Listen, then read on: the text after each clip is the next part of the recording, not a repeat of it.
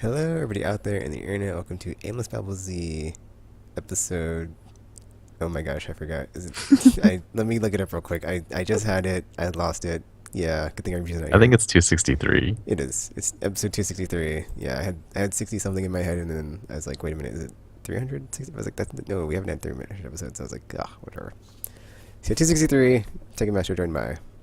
Tropical. Got some what you've been playing, and maybe some other stuff if RPG gets here, and yeah. Not maybe some news. We'll see, or some off the wall news because it's not as gaming centric as you Yep. might think it is. Ooh. Mystery. So yeah, should we start with something else on what you've been playing, or should we jump into the Destiny thing like usual? Yeah, I guess, that's basically what we've been playing. I think, well, it's always the one fresh on our mind because it's the one that we play the night before we record. So, yeah, this actually I played a ton of Destiny this week because my oldest my high school friends, like, we started playing the raids on Thursday. Was able to find RPG was there, Gamer was there, and I think E Dragon was our third, and then it was me and two others. And they did okay. And I sort of I can't really remember what it was like to be super confused about what was happening in Vault of Glass.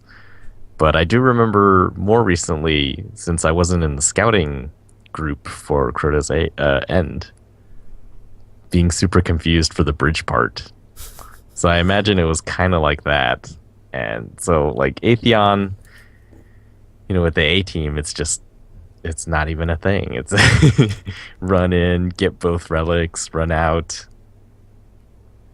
Then Atheon is just like, whatever. Yeah, it wasn't like that with the newbies. It was much messier.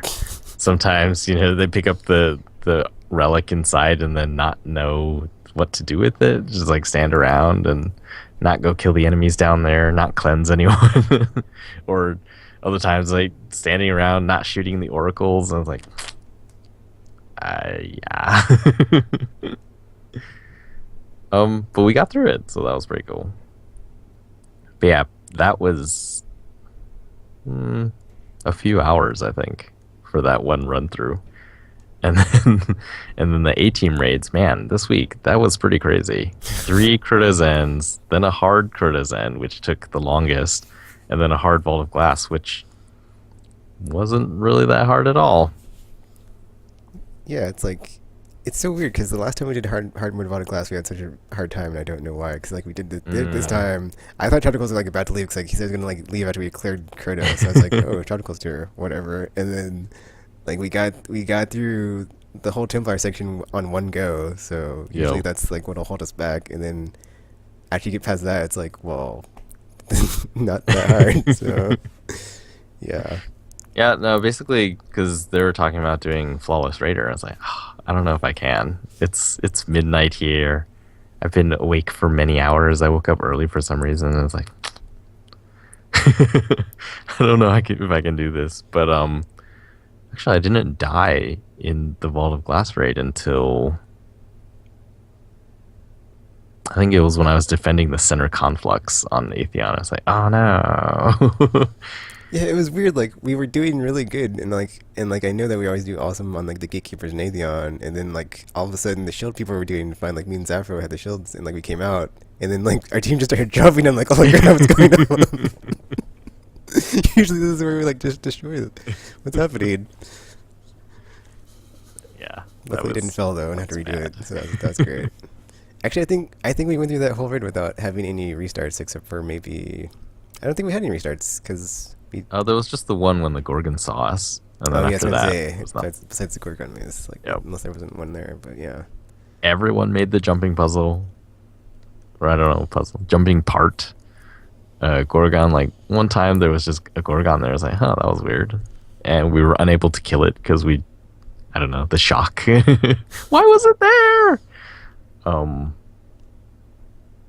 Yeah, I don't. Yeah, other than that, there were no restarts. So getting pretty good. Yeah, and then we have our strategy down for Crota hard mode, so that's Yep. always nice. But I don't really want to do it ever again after the next time with my Titan, because then they'll all have their Glowhoo, and One more. I don't need to do it, and it's like whatever, just whatever. I don't feel like dying over and over again and getting oversold, and yeah, The one time where we made it, like that last run, was really. It was almost perfect. I think there was only. Oh, what happened? I don't remember exactly. Like it was perfect until like the very end when three of us got killed by oh yeah. the thralls that were swiping us through the Then glass. he went into enrage because and I completely forgot he goes into enrage when he's about to die. So it's like, oh, Yeah. enrage. So I panicked even more because I was out of rockets, and I was like, crap. And luckily, everybody else had shot rockets to take the shield down, and then have him just go down while Zafro killed him with the swords. That was great. Yep. And then even on normal, we can. I think we can kill Crota before we even see the ogres now, Yeah, I think we because can. the Galahorns, yeah, they're just so good at taking down the shields. And I don't know if this can be proven, but it seems like the better you're doing, like if you don't wipe, then there's more heavy ammo. Like the first run through, we went all the way to on normal. We got all the way to Kurta before ever wiping, right? Yeah, And just like all along the way, there was just tons and tons of heavy ammo drops for me. And it's like, it seems like that. Like it seems like if we do well and get to the end, or it, I can't, I don't know, I don't have the data out in front of me, but it feels like the further we go without wiping, the more likely we'll be able to get further because there's just really good ammo drops on that first run. But then after we wipe, it it never seems as good after that. I don't know. Maybe it has to do with the weird item, loot drop system in the game. Like gamer was talking about. Yeah, a guy got what was it, Hawkmoon and Galahorn, and now that's all he gets. It just gets stuck to your account somehow. I would hope that's not the case because this nightfall this week I got really bad stuff. I got shards, and a fusion rifle. I mean, yeah, I needed the fusion rifle, but going forward I won't. So that would be great if I would stop eating that. And I think I played with Zephyr like 2 weeks ago or something, and he got legendary Ingram, but it was like it turned into a legendary item or a ascendant material. So that's like the worst. That's even worse than Wow, getting like 8 shards of energy. It's like, oh, I got a legendary Ingram that turns into 2 shards of energy. Thanks, Nightfall. man. Yeah. Well, other than that, my other character, who's now around 28, Warlock, we were trying to do that one cool quest from Eris, where it's like you have to fill the urn with all the stuff, and then fight that one knight in that one area on the Cosmodrome. That is not what I remember. Like, apparently, there's two different ways for him to spawn. Sometimes he spawns after you've been fighting tons of yellow health wizards and knights, and just like the fallen will join in too. Is like I thought they were fighting each other, but I guess they're all trying to kill me. And then he appears, and his shields regenerate really fast. And if you're by yourself, it's really hard. There's another way that a friend of mine showed me where if the Warsat falls down, then you're just doing sort of the Warsat public event. Oh yeah, that happened to me. I was And like then just sitting there Urzak waiting, appears. and then yeah, And that one is way easier. so I was just sitting there waiting. I was like, man, where's this guy gonna show up? And then it was like public event. I was like, all right. And then it's like the means of Krita or blah blah, or it's like the whatever. And I was like, wait, what? Yeah. And then I saw that like, it's like me and some other people. But I was like, screw this, and I ran away because I know he's like super powerful. So I was like, just getting out of the way so I can like get some shots in to Mhm. take him down. So that was close. Yeah, that one is way easier than the other one. The other one, there's just so much stuff going on. Thralls everywhere. Just every hive you can think of, and then yellow health versions of them. Explodey Yeah, I've thralls. never seen that one before. Oh, you haven't seen that one? I No. think it's what they used to do when people hung out at the loot cave for too long. If you started shooting into loot cave and you just kept doing it, then it said something like, the forces are moving against each other, and then it's just this giant battle between Fallen and Hive, unless you're in the middle, and then they just decide, oh, well, just let's team up and kill the Guardians. That one's crazy. Yeah, the Warsaw one.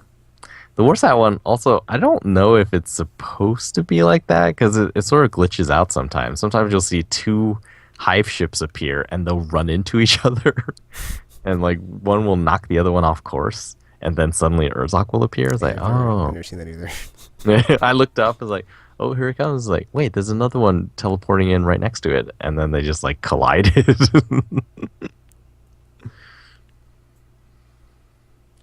Destiny. Destiny. But So yeah, what do you think is happening now? Like we are, you're definitely basically at the wall, the peak of what you can do until new content comes out, or they just raise the level cap or something. yeah, it's like if there wasn't anything new coming out, I would just be really out of luck because I basically cut back to playing weekly now, so Mm. that's definitely helped. Or otherwise, I would have been even more burnt out on well, what do I have to do in this game? Because there's just like besides the weekly stuff of like raiding and nightfalls and heroic strikes, it's like you can do bounties or dailies, and that's kind of it. But I stopped doing dailies because I don't like I need the experience, but I don't need it where it's like Mm. I need it so much because I have decent weapons across all my characters. So there's that, and then after you've done the raid enough times, it's like okay, if I got the raid armor, which gets you to the highest level, so it's like I don't need that, and then all the exotic stuff to. I mean, there's exotic stuff to level and upgrade for me, mostly upgrade because it's all leveled up. I just need the materials, mostly glimmer because it's So whatever. expensive now. Yeah, but my new method of doing things is essentially from let's see, Wednesday through Monday, unless I decide to play on Wednesday, which might happen or might not. I will just go into the game and then get whatever the bounties are for that day that are 100. I think it's 100 rep and 5,000 experience, and I'll just like Mm. hold them until Tuesday, which is when I play all day. And then if I ever get full, I'll just go ahead and like do one and turn it in because I have my nightfall buff anyway. But then on Tuesday morning on the reset, I'll do the nightfall first, and then depending on how bad it is or how good it is, I'll also do the weekly, and then I'll also do that's like the only day I do the daily now is on Tuesdays, and then like the raid team will show up, we'll do the raids, and then it's like hopefully I get awesome stuff. If not, whatever, because like well now I have like all the raid weapons anyway, so it doesn't matter. And I finally got the warlock boots. It's like yes, after 4 months, my warlock finally got his boots. I was like yes, and they're like disciplined. So I was like yes, I'm so happy now. And then that's like the last thing I needed. So I have like everything armor side from both raids, and then weapons I just need Necrochasm, the scout rifle from the hard mode Crota, and then exotics I just need Monte Carlo, Red Death, and then the PvP stuff, which I'm not going to even bother until we get Flawless Raider. So it's like after we get Flawless Raider, I guess I have stuff to do, but until then, it's like I'm just gonna keep this nice, easy going, taking a break on Destiny. Cause it's really helping. It's like I don't feel stressed out as often. I can just have fun now and be like, yeah, whatever. I'm just taking it easy in Destiny, cutting back with my weekly grind, and just going in on Tuesdays and wrecking shop. Basically how I've been playing it from the beginning. Except even that, well, I guess it's because I convinced my friends to get Destiny as well, and so now it's like it used to be just Tuesdays, but now I have Tuesdays and Thursdays, and so these are the guys that I've tried to get them to play other stuff over the years, and they don't tend to play any of them. And one time I asked one of them, and he said he sort of has like an addictive streak, and then it just all made sense. It's like, oh yeah, that's why you liked that game, and and so what happens is we'll play a game, and at some point you'll get its hooks into him, and I'm not really sure. It was like right after, yeah, I think until we got to level 20, it was just sort of like, okay, it's sort of fun. Intellectually, he could identify as that. Yeah, I like it because it has the shooting part that I like, and it has the loot collecting part that I like from Diablo. And then, but then after 20, when it became sort of nebulous about how to get beyond that, how to get to 30, that's when he started. I explained it all. I was like, yeah, so you have to do, you can get Vanguard marks and then get accommodations, and then you can buy some of the stuff, or you could do raids, or you could do strikes to get, reputation up. And then, I don't know, I guess it filled his mind with like, oh. And so now it's just like, I think it's been 2 weeks in a row. He messaged me Friday morning. Is like, I didn't feel like going to work today. I'm gonna work at home. So if you want to play, let me know. Wow. Another life And then destiny. so like Thursdays are like that now, and like Fridays, and then the weekends. Like before, I barely hear from him on the weekends, and now the weekends like, I'm home. Do you want to go do the weekly? Or See, it's funny because so, like my peripheral teams that I had when our A team wasn't on, like they play less now, mm, so it's like I'll be on and I'll see like some of them uh, playing, but it's not like all of them are as many. Whereas like before, it'd be like, well, if I can't raid with us, I'll just raid with them, and they weren't mm, as good. But it's like, well, I would still be getting loot drops and stuff, so it's still worth it to go with your raids multiple times. Or since I had like their characters, and like not everybody, like gamer and RPG didn't have their other two characters yet. And it's like, oh, come on, guys, you gotta make 3 characters. So we can do this 3 times a week. It's like you're killing me here. I gotta get my 3 raids in. Ah. And then like yeah, also, actually, that was really awesome back in the day when you were playing essentially 24 hours for 2 days every week. And it was just like you had different teams that were located in different time zones. So everyone else is living, on the normal day and night cycle. And I guess they always needed a sixth. So it's like, yep, no matter when, there's always people to play with. but yeah, now I'm just like, I guess, like hoarding up and holding all my stuff. Like I'm not spending my marks because I know I'm just gonna wait until. I mean, I'm gonna be waiting a long time, but I still can use it for materials, which I've been doing to upgrade stuff. But so there's that with my marks. I'll just save them unless I need them, or until the next expansion, and there's hopefully better tower gear. Unless they like actually update it before the expansion would be nice. Because the 331 Shadow Price would be very nice to have for my Titan. And then also holding my Vanguard or whatever they're called when you level up your Vanguard. Because I got like 2 right now in my Postmaster with my Titan, and then the rest, or like as you do your Nightfalls and your weeklies anyway, it gets leveled up and turn your bounties in. So Mm. I'm just hoping to be sitting on a full stack of them by the time the expansion rolls out and just like turn them all in and get a bunch of cool awesome stuff, or just the exotics I don't have, and I'll be super happy if that happens. But That would be awesome. but we'll see. And I can't wait to make that video. Just be like, oh, look at all these vanguards I'm about to turn in. Let's see what happens. It like reminds me of like back in the day when I'd have like a ton of credits in Mass Effect 3 multiplayer. I'd be like, all right, can I get what I'm looking for? Can I get some N7 gear here? Some ultra rare. Man, Yes. that sounds really cool. I look forward to seeing that video. Yeah, and then like in the weekly update, Bungie said they're gonna release Wolf or House of. We were totally like joking about this out of the fact yesterday, so I'm not gonna say what it was. But like House of Wolves, the second quarter, because I was thinking it was gonna be March, but it's not, because it's gonna be sometime in the second quarter, so April, May, or June. So we'll see. Sometimes when you're really tired, like stuff seems funnier than it is. But thinking about it now, it was pretty funny. If they're actual wolves. The other thing I kept thinking of is we were talking about abandoning the ships. Like, we have so many ships. Like, what are we supposed to do with them? And I think it was Sappho saying, like, maybe we can just, leave the keys in it and just, like, park it somewhere. Someone will take it. I was like, yeah, they should just change after a while, release the fall expansion or whatever, and just say, oh, yeah, you don't have to do the first mission anymore because there's just plenty of ships on Earth. The ghost scans, and I was like, okay, we have to find a ship to get. Oh, actually, never mind. There's a whole bunch over there, and they all have hyperdrives, so we can just skip that mission too.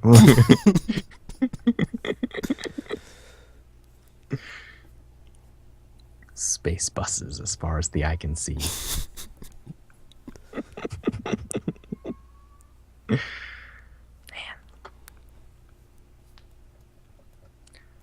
yeah,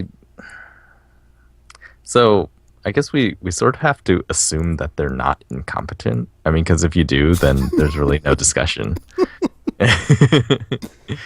But I really wish their system was more flexible and they could change things more easily. You know, right now it seems like every change is a struggle. You're just doing little tiny things that we look at as like, yeah, that should just be a little tiny thing, but apparently they're not. You know, the heavy ammo missing heavy ammo thing. It's like they talked about changing it for a long time and it hasn't happened yet. It's like that's sort of weird. um but I guess yeah, that's sort of a symptom of how the game is built, I guess, because otherwise, you know, how hard would it be to design new bounties? Like we've been doing the same bounties since the game came out. Besides heiresses, like all the bounties have been repeated over and over and over again. We've seen all of them before. How difficult is it to add new bounties? Apparently, it's really difficult.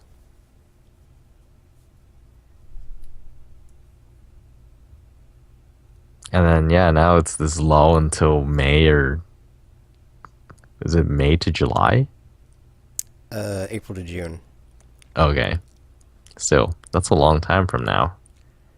And Other games are also, coming out. we were like, yeah, there's a ton of stuff coming out in March. So obviously, if they did come out, if it did come out in March, like I was hoping it possibly get lost in the shuffle. But I doubt that's going to Hmm. happen when it's Destiny. But whatever, don't want to take a chance. Activision needs to make the return on their investment. So Yeah. $500 million. Oh. We have to wait so long for new stuff. Very sad. I guess at the end of the day, if I don't get any more DLC, at least I can say I only spent $80 on the game, as opposed to the Ghost Edition. Yes, that's true. So it's like, ha! At least I didn't get the Ghost Edition. And then I want to believe that if Destiny 2 comes out and it's not shackled to PS3 and 360, it will be like some sort of there'll be some sort of like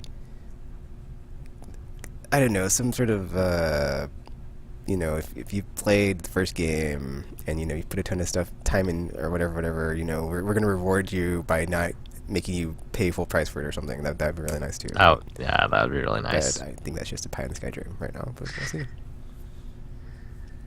Well, yeah, I guess we'll see.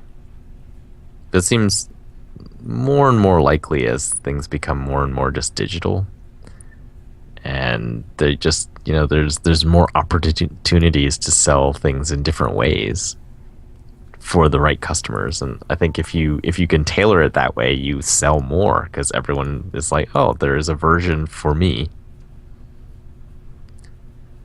But yeah, I guess we'll see. Actually, it's interesting because this week on the PS4 store, there's like 6 different microtransaction items on sale from Assassin's Creed, I think the newest one, and then NBA 2K14 for like in-game currency. So it's like I just hope they don't do that because then I would be very angry.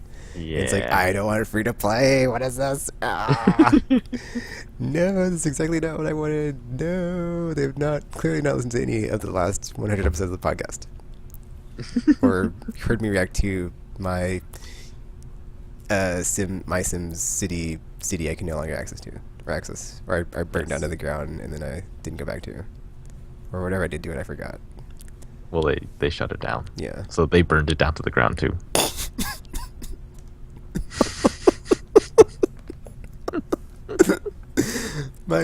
my EA's or my SimCity that got burnt down to the ground. Why? Are you still going for Project Cars? Yeah, I still have pre-ordered. I'm still pumped Okay. for it.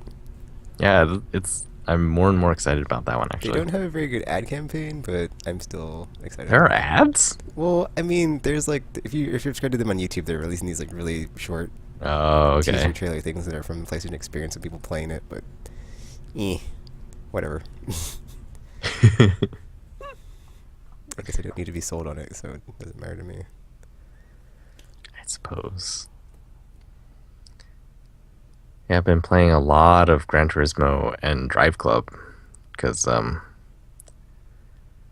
Man, Drive Club just feels really good to play, and in a totally different way, so does Gran Turismo. uh, also tangentially, I wanted to see. Well, okay, let's see if you agree with this. Multiplayer racing games aren't. They're sort of they're multiplayer in the way that social games are social, right? Yeah. It, Because you're not really competing against anyone else. Like you're basically competing against yourself. And if you happen to do, or it's like you against the track, basically. And if you do well negotiating turns and like just mastering the track, chances are you will beat everyone else because especially on online, random matchmaking because a lot of people don't, I don't know, put effort into playing racing games. They just like to go as fast as possible and then if they're going to slide off the road at the end, say, whatever, slide off, turn myself around and then just it's all straight lines and running into walls to do turns. So I was wondering how, besides the Mario Kart solution, like they found a way to make it more multiplayer. It's like, yeah, everyone can interact with everyone because you got weapons. It's like, besides that solution, though, like, how can you make racing games more multiplayer where there's more interaction between the players? And then I had this thought as like, oh, maybe, like somehow the drivers in front affect the ones behind them and then well, essentially it boiled down to wait, I think that's what NASCAR is. There's some strategy in NASCAR, right? I don't know what it is, but like I think you are driving against other people because like the courses themselves aren't really that challenging in NASCAR. NASCAR games. I have no idea what the real life one is, though I have been on one. Anyway, so I started playing NASCAR 14 on PlayStation Now. I guess you must really have to like the subject matter, because man, that game is boring. I was playing, it was like, so at the beginning it seems like, oh, there's sort of like a narrative and they're sort of walking you through it, and then if okay, go out there and win or like get on the podium. It's like, okay, and it was the Daytona 500, and I basically drove 60 laps around the Daytona Speedway. It took about an hour, maybe. And once I fell behind in the beginning, I never really saw another car, so it was just me driving. Like these huge banked curves, so there's no way you're gonna fly out, and I never had to push the brakes because banked curves and the curves aren't really. It's not Gran Turismo, and I was just like, "What am I doing? This is so boring." It's like, is this it? Is this really what I'm doing? And yeah, like 60 laps later, I was like, "Okay, you got 21st." I was like, was there anything I could have done? I didn't really crash or anything. And yeah, there was just like, I don't see how I could have ever caught up with everyone. Like everyone is driving comparable cars. They're all going approximately the same speed. If you fall behind, you're never gonna catch up. I was just thinking like maybe you could have some sort of like twist of like reality TV style of like you have a like temporary alliance of, like okay. Like you never know when your teammate's gonna turn on you to like get to first place. It's like, oh, okay, I'll box this guy in while you pass, and then we can be first and second. But then at any moment I might do something dastardly to get ahead of you. Oh, See, I wonder if that has to do with what, like racing games used to be a staple. Every console had to launch with racing games, and people liked racing games, and it was just. It was one of the top genres, and now it's not really. It's sort of like I wouldn't say bottom tier, but they're definitely not one of the top tier anymore. I wonder if it has to do with the fact that they aren't they aren't really there's not really much interaction between players. Like I think that's why shooters are really have taken over the world because like back in the day Doom, who remembers the single player of Doom besides the first level, which was the shareware? Like no one, I don't think. Like most people remember Doom for being the first like deathmatch game and just having that interaction with other players. It was very immediate and stuff. And racing, it just doesn't have that. Except Mario Kart, which is, that still sells a ton. Huh. I don't know. Yeah, I'm not. I don't know. I think that's a good point because I don't really play racing games for multiplayer, so it's not really Mm. something I look for in a racing game. Well, I think that's fine. Like, yeah, Gran Turismo.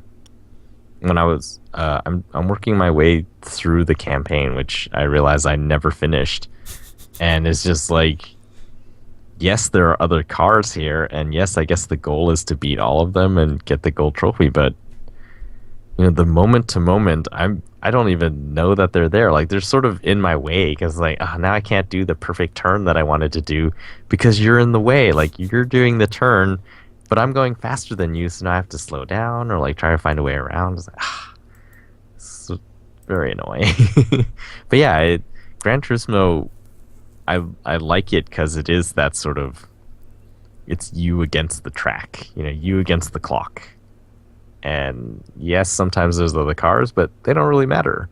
If you're doing well, you're gonna beat them. Like that's how the game seems to be designed. And I think Drive Club, to a lesser extent, is also like that. Just like different handling and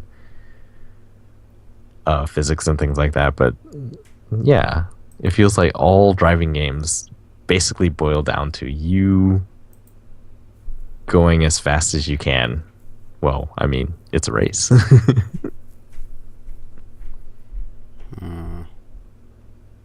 That is like, yeah, I think that is like a good like problem of like how would you solve this?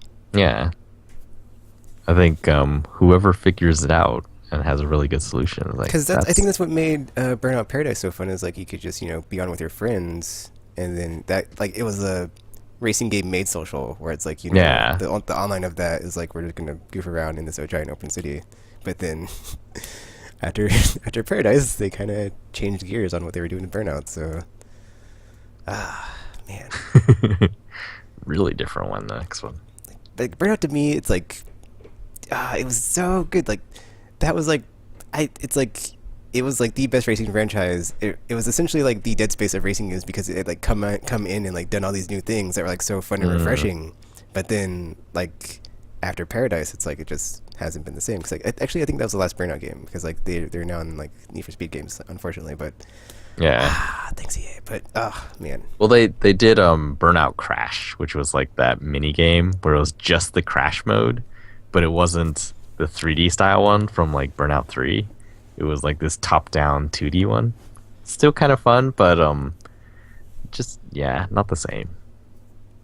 Yeah, that was really cool. Burnouts, even before Paradise, like that was another. Instead of weapons, it was like your car is the weapon. yeah. And then the takedowns are like, well, yeah, essentially like everything could be like used as a weapon. 'Cause you could like you yeah, push someone into traffic, into the wall, into this little three-wheeled wagon thing in Asia.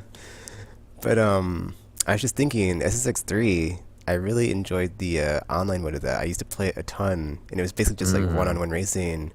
But it was back in the olden days of bad internet. But like it was cool because it essentially had like open mic on it, so you could just be racing down the thingy and like talking to whoever you're playing. So I was like, I made quite a few friends from that game. That was like one of the huh. best experiences I've ever had. So maybe there's some sort of like one-on-one racing aspect thing someone could think up and maybe do. I don't know, but or like the duel of the racers or something. Well, I guess another part of that is because when you're racing in SSX, like it was all about doing tricks, right? Yeah. And then that gives you boost, and then that's how you go faster. So even though there What? wasn't, Well, that's like, also something that they did in Burnout was like you could just like drift and then you get boost, and that was like yeah, that's true. It's like the more arcadey.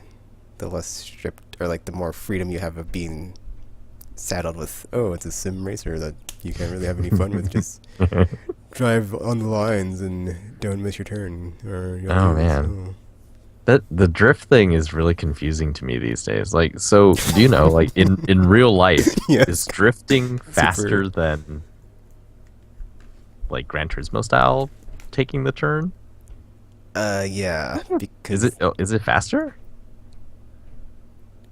well, you don't really slow down. You basically you're going, your car is moving, and then you do that maneuver, and then you're trying to stay in control of the vehicle at that super high rate of speed around corners, and then you try not to slow down because that messes up your technique. And like it's weird because it's like figure skating because it's like a judge thing where people like will I think sometimes it's judged, sometimes it's not, whatever, but it Yeah. is usually faster speed than slower speed. Oh, it's interesting. I always thought it was slower because I remember a long time reading an article about Ridge Racer, and they talked about the characteristic of Ridge Racer is that drifting actually makes you go faster. Well, drifting doesn't make you go fast. It's just It's just like it's a faster, yeah, like it doesn't increase your speed. It yeah. just You're just gonna maintains do it this with your more. vehicle and try to either maintain speed or not decrease it Mm. while you do this. Uh-uh. I'll You I'll I'll, rethink I'll that. look up some YouTube videos because I remember back when G4 used to show drifting before they had a lot of game stuff on there. Before they became G4. Yeah, or yeah, before G4 Well, was G4 maybe. or the crappy G4. um, yeah, that part, I there's been challenges I've received in Drive Club, and I'll do like a perfect run around the course, and my lap time will be like 5 or 6 seconds slower. It's like I have no idea what else I can do here. It's like, wait, do I have to like drift around the corners? Is that faster than what I've been doing? It's like I have no idea. I guess that's like the one thing I did like about Gran Turismo though is like in that game I could never drift until like the sixth game, and Mm. then I was doing it, and I feel like it was like the most authentic drifting because I was just so out of control of my vehicle. But then when I like actually got good at it, and was like better. I was like, yes, this is so awesome. Now you can do it in real life. Yeah, Whereas opposed to apparently, like a arcade game where it's like super meant to be easy. In Gran Turismo, it's like no, you cannot just jump in a car and start drifting it. That's not how this works. yeah, apparently some people who the gamers that got through GT Academy, they just won some big Oh yeah, I saw that in 12-hour Dubai. race or something. Yeah, that's insane because it was saying it's like they like one of them didn't have a driver's license before playing, before GT Academy and doing all that. I was like, that's wow. It is. See, It really is changing I think the racing. really cool thing about GT Academy is like the people that are super into it are the people that have like crazy steering wheel setups to play the game. They're not Mm, people that are like playing with a controller, so it's like that would make sense to me. If you put that much time into that game, that is like super realistic focused on driving yep. vehicles, then I would imagine that it would translate into some sort of real world application. Recently, I found, yeah, having it totally HUDless. So before, I never messed with the settings, so I always had the driving line on. And now without it, it's like it is easier actually, because the driving line kind of messes me up. It because it changes color depending on if you're supposed to brake or like not push the accelerator, and I can never get that stuff down. But then now, just like judging it on my own and looking at the roads, I'm like, oh, I am not falling off the road as much. So that's really cool. Ah, so good. I would like to see GT7 this year, if possible. Not released, but see the vision they have for it. Are they gonna do really radical different stuff, or is it just gonna be more and better looking? I would be okay with that too. But yeah, it'd be neat if they had some radical stuff in there.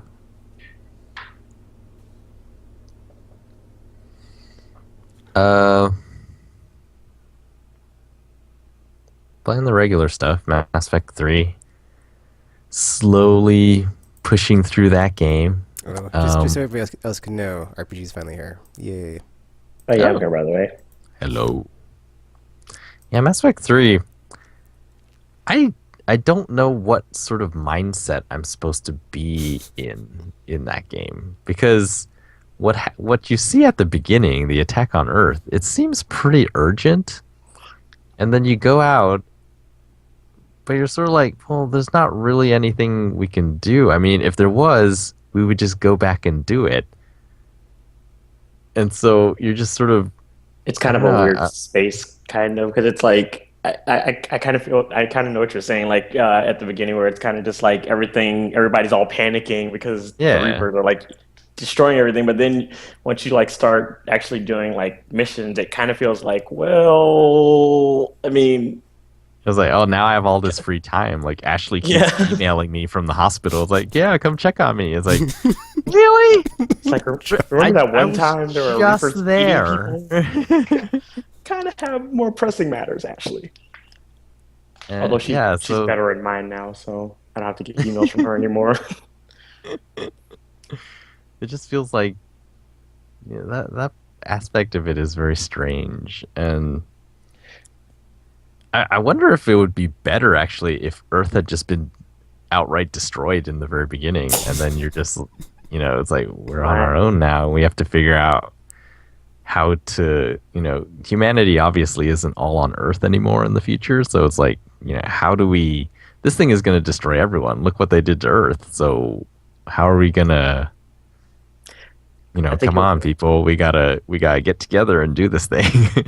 it would have made people, well, it would have made people a bit too, like, I guess they probably think they're like no hope if they like outright destroyed Earth. I mean, at least at this pace, it kind of feels like they might be able to do something in time to stop them. But if they were just going around blowing up planets, then it's just like, Does it well, though? we're It screwed. doesn't feel like there's enough time. I mean, Like, it seems like, which one well, is it where they show like the hundreds and hundreds of Reaper ships in space? Is that the beginning of Mass Effect 3 or is That's that in an that's in earlier one? two or something. That's Is not that that's in the in end of 2? two. Yeah. Yeah, it's not Okay. a three. But it's like, well, I mean, the thing is, because it seems like the Reapers are just sending out like little scouting parties, so it kind of gives people that false sense of hope, where it's like, well, it's not that many of them, right? I mean, yeah, they're destroying stuff, but I mean, we still kind of have a chance because they're not destroying everything, but it's like they haven't sent like a main fleet or anything yet, so people still kind of have like, okay, we have time to recruit soldiers and build weapons and stuff, but I mean I feel like as the game goes on it's probably going to get a lot worse, and then they're going to start sending Mm. out their big guns, and then people are like, well, we're pretty much screwed at this point, so might as well just go ahead with the debauchery and kiss our families goodbye, because this is not going to end well for us.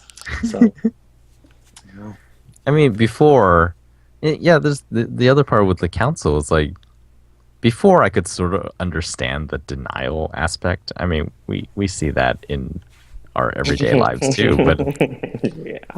like now that you see what is happening, I mean, the Turians definitely know what's going on, but their answer is no, we just all gotta, fend for ourselves. Like, how is, when has that ever worked? Yeah, they're still kind of like I feel like they still don't want to like really admit how Mm, bad it is, because because they've been like on Shepard's like the opposite end of Shepard like the entire series. They're just like, nah, you're crazy. Nothing's gonna come and wipe out all of us. So you just go in that corner and keep playing with your little spaceship and stuff. And now it's like it's kind of just like, well, he was right, but we kind of can't really tell him he was right. But at the same time, it's like I think they're kind of just going back and forth because they don't really want to admit the fact that they're wrong, mm. and they really do need to throw all their resources at this. So it's kind of just like, nope, we're just gonna try to self survive for now, and when the threat actually hits us, then we'll start crying to you and asking for your help. And like, yep, It's already we were hard. just kidding. It's already hitting some of them. Well, yeah, I mean, well, the Turians at least semi wanted to help. They just kind of wanted, something in return. The Asari though, she's just kind of just like, yeah, no, I'm not helping anybody. You just go on your own. She's kind of a jerk, You would think that all these species that live for so long would be smarter. right? because like their lifespan. Because there was like one moment where I guess Liara's parent thing. I forget how it works with the Sari, but it's like you meet her and she's like, "Yeah, I've been doing something for the last 100 years." I'm like, "Wait, what? That's a long time." Like watching someone. That's like a lifetime. What are you doing? So it's like, yeah, a lot of them do live really long to be this. Yeah, yeah. But I mean, what do you expect? I think a lot of these alien species are pretty arrogant too. So that's kind of not helping matters at all. So Well, so far, I don't think I'm doing anything in the main story because there's all these side things, and I guess the war asset part, like that, helps me do seemingly irrelevant things. Because, like, okay, I guess that is helping the war effort, and really, it doesn't feel like there's anything we can do at this point that would make a huge difference for Earth, which is, my primary concern. So yeah, I'll just go around and do this stuff that people are asking me to do. I really like, yeah, I've realized I really like Morden as a character. I love me Morden. too. He is the greatest. Like so fun to listen to. I think it's because he's like so matter of fact when he speaks. It's kind of just like, oh, this is nice. This is nice. Pretty sure you're insane, but I'm okay with this. Yeah. He's pretty great because like that whole wait, did you already do the mission with the rescuing the female Yep. thingy, whatever Yep. their species is called, that thing? Because I was not fond of having to meet Rex again because he's still the same jerk ass he was the past two games. I was like, well then, still threatening me. I see you haven't learned yet. So next time he won't be alive for all of that because it's like, hey, I already spared you like 3 times now. You're kind of like you're pushing it. You're really pushing it, Rex. So, man, that It's guy. neat. Like, man, it still surprises me that there were surprises because I've heard about the game. It's so old, and yet Mass Effect 2 totally surprised me. Like every turn and just like stuff that was going on. Just even the main cast of characters was totally not who I was expecting. And I was like, that is crazy. How could I have not known that? And then Mass Effect 3, so, continuing on that, like Mass Effect 3, it's neat to see some of those people from before, even though I Unless it's don't Rex. think they're going to be major characters in this one anymore. Just like watching like how stuff has changed for them. It's like, oh, that's okay, you can't come with me, but that's cool. You're How many cast members do you have now, by the way? you're in retirement. Um, Is it just the 4 now, or you it's just the you have more? well, so I've only done the part with yeah, when you meet up with Morden. Oh, so we're about the same point in then. That's Mm. good. So Yeah. A part that really threw me though was like Miranda looks really weird in Mass Effect 3. yeah, her character model seems off. It's like, yeah, her head is too small. Her arms, like, there's one scene where she's walking and it's just like, that looks really, really strange. Her genetics are falling apart Who from knows? all the Maybe it's not experimentation. Miranda. Maybe it's the other one because they're twins. Gasp! Dun, dun, dun, dun. What a twist! I actually haven't Yeah, seen her since that. I met her at the first time, so Yeah. she's doing now. But, Yeah, I'm still excited to see how it turns out. I don't have any of the like final cut or DLC or whatever. neither So I do guess I'll get to see what people thought was so bad first. Like, so how does the epilogue work? Like, What do you mean chapter goal? is it seamless with the original ending, Pretty or much. was the original ending cut out or something? There's one scene added before the end, and then after the end, it's like a slideshow style of like, here's some stuff that happens after the fact. That's what it is? It's a slideshow? pretty much. Huh. Wow. Well, that doesn't sound as awesome as I was hoping. Yeah, that's sort of weird. Well, they changed a few like graphical things, but in like the Mm, cutscenes, but mm, yeah. mm. Hmm. Well, whatever. I guess I'm playing the peer I version then can't go right into now. detail until you get there. It kind of um, makes me sad that it can't like recruit like some of the characters because like it seems like they're some all of the just old making characters. cameos because Yeah. you meet them and it's like, oh, are you going to be on my team now? And it's just like, I'm just here for this mission and good luck with everything else. It's like, It's here oh, to say hi. well then, excuse me, because I was really sad when Thane refused to come along. I was like, no, But like, yeah, why? I thought that was really cool. It's like, wow, I sort of thought it was just done. There are some characters. Wait, were there? Were there characters from Mass Effect 1 that just didn't appear in Mass Effect 2? Uh, um, I don't think so. Hmm. Okay, well, never mind then. But it was just Because Rex like is it was. back, Liara's back. Yeah, because you meet Rex, you meet Lyra, and you meet your squad mate on whoever you did Yeah. on whichever one Vermeer. didn't get exploded. Yeah. And Tally and Garrus are back, so yeah. I mean, I guess I sort of expected never to see like the Cerberus people again. Like, Yeah. well, maybe Miranda, but like Jacob doesn't seem like he would show up again. Like he was sort Well, of when just you see like what they're doing a at the beginning, guy. though, it's like you would have to question like why would they stay with Elusive Man after that, or like stay with him. Wait, you met Jacob? Because they're loyal. I don't know. You can only be so loyal to someone crazy tropical. It's true, especially when he's like turning all his soldiers into weird husk thingies or something, and all kind of shenanigans going on at Cerberus apparently. Because I keep reading like the email things and the data Oh yeah, pack, and the it's like crazy it's like what is notes. going on over here? Why are people still with Cerberus at this point? Because yeah, it's just like I don't feel like they have a good work environment there. Don't know. Just something about that place seems wrong. But I haven't. Wait, have you met Jacob? Because I haven't met him in. No. Oh, okay. I was like, Well, wait. no. It was when I met Thane. I started thinking, oh, is Oh. everyone gonna show up? It doesn't feel. I don't know. At this point, it doesn't feel like it would be natural to run into Jacob out there unless he's like fighting against us or he's in hiding, and you just stumble across him. It's like, hey, Stumble there's a little across space him. pod out there. It's like, oh, Jacob, what are you doing? It's like, It's like, oh, you're still hiding. alive. What happened? It's all good. That would be weird.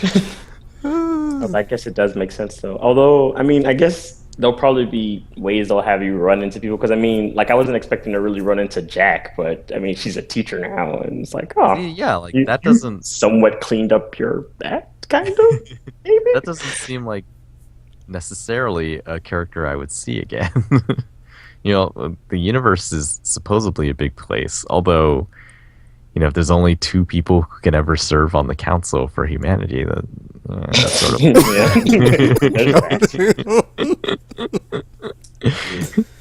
Picking But your yeah, I wouldn't necessarily expect to see everyone in the old gang, I suppose. But then, yeah, seeing Thane, I was like, oh, that's cool. It's like, it gives the illusion that time has passed and like stuff has happened, and we already knew what was going on with him, sort of, in Mass Effect 2. So in 3, it's like how that has progressed. I was like, oh, it's like old buddies. Yeah, except that one of them is dying. One of them is dying. Slowly, apparently. Ah, poor him. I actually want to see Legion again. I hope to run into him somewhere.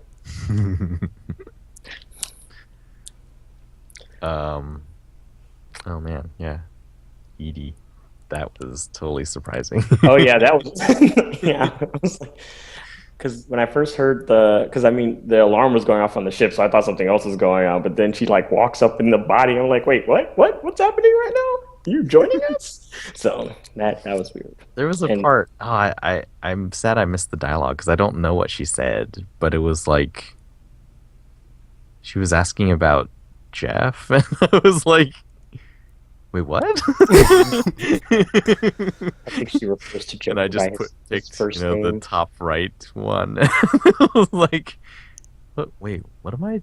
What's happening here? She made a Oh, joke while we were on the ship that kind of I forgot what it was Oh though. yeah. We were like in the cockpit and she was like, "No, that was a joke," and I was like, "Oh, okay, that's normal, I guess." Because it was like something. Oh yeah, she was talking about like she only forgets to like recycle oxygen when she finds something really interesting. I was like, "Wait, what? You only do what now?" So apparently she's learning how to make jokes in her new body thing, robot thing, whatever she is now. I'm not completely sure what Edie is now. It's weird, but apparently she's like in a relationship with Joker now or something. Kind of, maybe. I don't even think she knows what's going on. It's just a weird situation. But I don't know. Tekken, how many like squad mates do you end up getting? Because it seems like it's Uh, been a while since we recruited we don't anybody. have them all yet. Hmm. Hmm.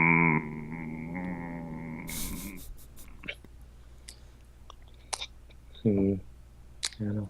Because I think one, yeah. Well, I'm on that one place, the Krogan homeworld. I think it's called something Chunka something. Chuchunka. That that place. There's like 5 missions apparently going on there, so I have to like choose one of each and keep on going there apparently until they're all solved. So, yay! I might have to run into Rex again. So that's fun. Although I did also run into Grunt, and I actually like him, so that was great. Except when I thought he died, and then I was he sad. sounds he sounds cool. Yeah, I saw your tweet. That's how I felt too. I was I, like, no. He's like, go Shepard. I'll hold him off. I was like, no, I'm not leaving you, God. I was like, they're not worth it. Take, I was like, take whatever his name is. This guy that's with me. Just don't die, Grunt. Don't die. I don't even know who this guy is. He just joined me this game. Don't do it. But then he all like, I'll take one for the team, and he's all fighting off. And I'm like, no, kill Rex instead. But yeah, that was I almost cried because I was sad. I was like, no, I. He's like the one good Krogan out there, and you killed him. You killed him. Effing Arachne. This is why you don't save queens, people. Should have killed her when I had the chance. Well, you live and you learn. Yeah. Although I did end up saving her again, so I guess that kind of you don't learn your lessons, dude. But it's okay. There's no way that can come back and bite me in the ass later. No way at all. So,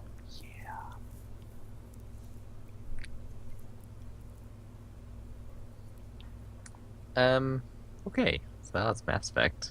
Final Fantasy is still really slow because of the way I'm playing it. But I don't really have much time to play it right now, so that's how it's gonna be You're for killing a me, Sean. while. You're killing me. Um, what's that? Oh, you guys need to play RPG. You played Saints Row 3, right? No. No. Oh, I, man. I downloaded it. That's what happened. I haven't. Okay. Oh, Those games are so good.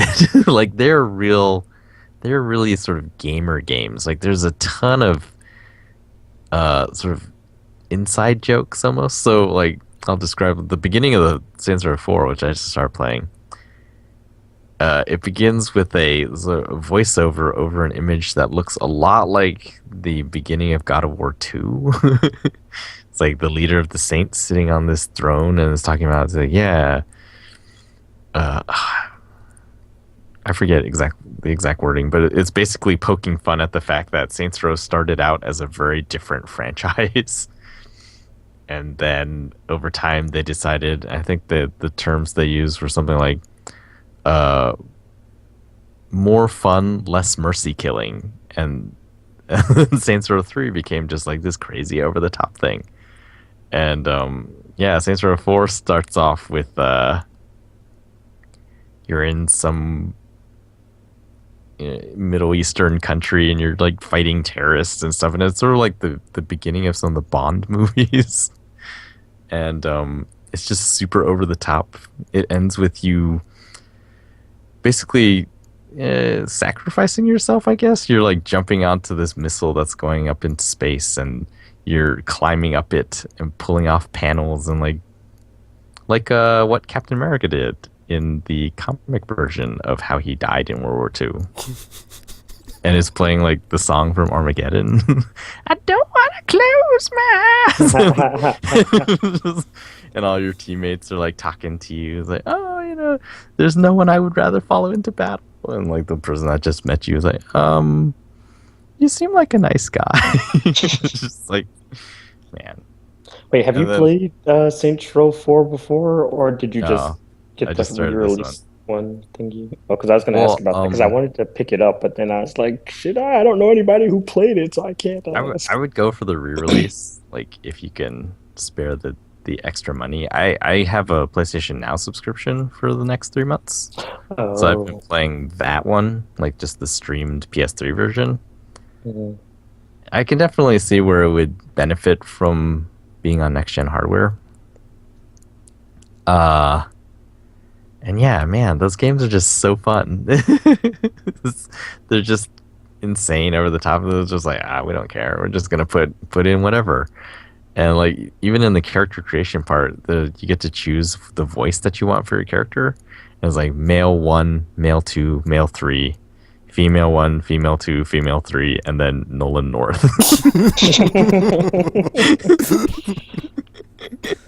So I was like, I already made a female character, but I totally want Nolan North to be the voice of my character. Hilarious. It is, man. Yeah, you gotta play them. 3, there were really awesome parts of that. I don't remember exactly, but I played that game so much. I was like, it was so good. And then, also one thing, yeah, I talk about open world games. The part I hate is like driving from mission start to mission start. And Saints Row 3, at one point you unlock a Harrier jet that you can just call down whenever you want.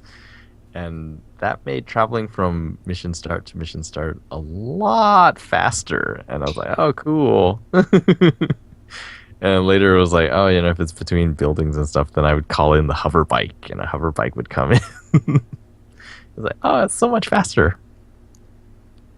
I understand Saints Row 4, you have superpowers later on, so hell yeah. No driving for me. I'm just gonna fly everywhere. So good. So fun.